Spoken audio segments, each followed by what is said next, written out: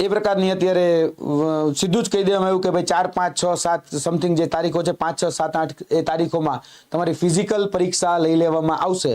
કેમ? કારણ કે કોર્ટની તારીખ જે છે એ 7 તારીખ છે અને 7 તારીખમાં તમે બધા જ જાણો છો કે ઉમેદવારોએ પ્રશ્ન ચેલેન્જ કર્યા છે. ગૌણ સેવાએ તો એ પ્રશ્નો સુધારીને આપ્યા, પરંતુ એ ટીસીએસે એ પ્રશ્નો ન સુધારીને આપ્યા અને ટીસીએસ આજ વખતે એમાં ઇન્ટરફિયર કરવાની હતી. બધાને ખબર હતી કે ટીસીએસ આ જે કેસ છે એમાં ટીસીએસ પાર્ટી બનશે. ટીસીએસ એટલા માટે પાર્ટી બનવાની હતી કારણ કે પેપર સેટર અને પેપર ચેકર એ ટીસીએસ છે.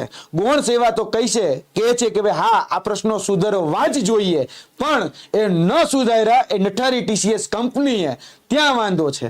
અને આ બધાને ખબર હતી કે હવે આ રિઝલ્ટ જે છે એ રિઝલ્ટમાં ક્યાંક ને ક્યાંક હવે ફેરબદલી થાત અને જે ઉમેદવારો હતા એ ઉમેદવારો પોતાની પીડાને લઈને જેને પ્રશ્નો ચેલેન્જ કર્યા હતા, જે રીતે જીપીએસસી ની અંદર સિનેરિયો થતો એ જ સિનેરિયો હવે આની અંદર થવા જઈ રહ્યો હતો.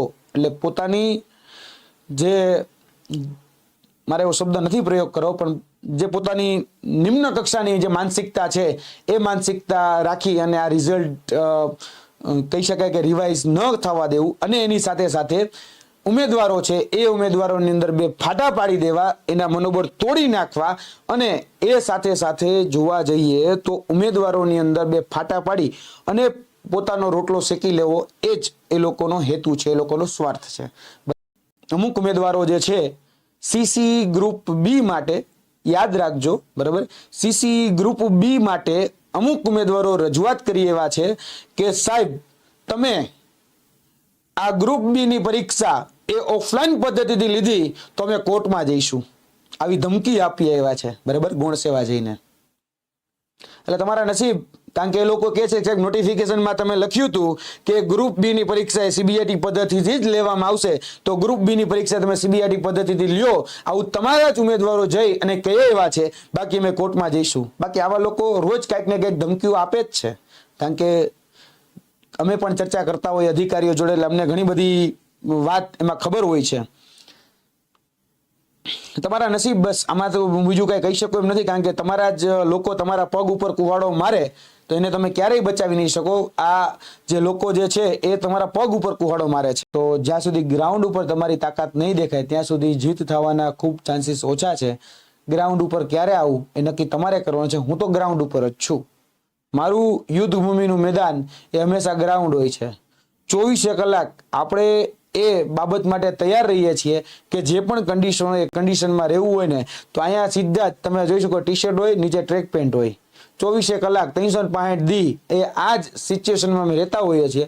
એટલે તમારી તૈયારી હશે તો અમારી તૈયારી પૂરેપૂરી છે. તારીખ એ તમારે નક્કી કરવાની છે. હું તમને ગાંધીનગરમાં જ મળીશ, કારણ કે ગાંધીનગર અત્યારે હું રહું છું, બરાબર છે, મારું રહેઠાણ એ ગાંધીનગર જ છે, એટલે ગાંધીનગરની બહાર હું ક્યાં હોવાનું નથી. એટલે તારીખ તમે નક્કી કરો, તમે ફરી ન જવા જોઈએ, અમે આવીને રહેવાના છીએ. મને એવું કોઈ કહેતું હતું કે ભાઈ સાહેબ 10,000 લોકો આવવાના છે, પણ ગ્રાઉન્ડ ઉપર 100 લોકો નથી હોતા. આ પણ એક નરી અને કડવી વાસ્તવિકતા છે. જ્યારે પોતાના હક અધિકાર માટે લડવાની વાત આવે છે ત્યારે ગ્રાઉન્ડ ઉપર લોકો નથી આવતા. કદાચ એ વિચારોમાં માયકાંગલતા આવી ગઈ છે, એટલે માયકાંગલા વિચારો થઈ ગયા છે, જેને કારણે ઉમેદવારો કે વિદ્યાર્થીઓ કે ગુજરાતનું યુવા ધન, બરાબર છે, કારણ કે યુવાન તો કઈ રીતે કહેવો, કારણ કે યુવાન તો એને જ કહેવાય કે જેનામાં જોમ, જુનૂન અને જુસ્સો એ તળવડાટ મારતો હોય, જેનામાં કંઈક નવું કરવાની અંદરથી જીજીવિષા હોય, જેનામાં કશું કંઈક પરિવર્તન લાવવાની, કંઈક ક્રાંતિ લાવવાની એના વિચારો એટલા સ્ફોટક હોય અને ગ્રાઉન્ડ ઉપર ડંકની ચોટ ઉપર એ ભગતસિંહની જેમ લડી લેવા માટે તૈયાર હોય ને એને યુવાન કહેવાય.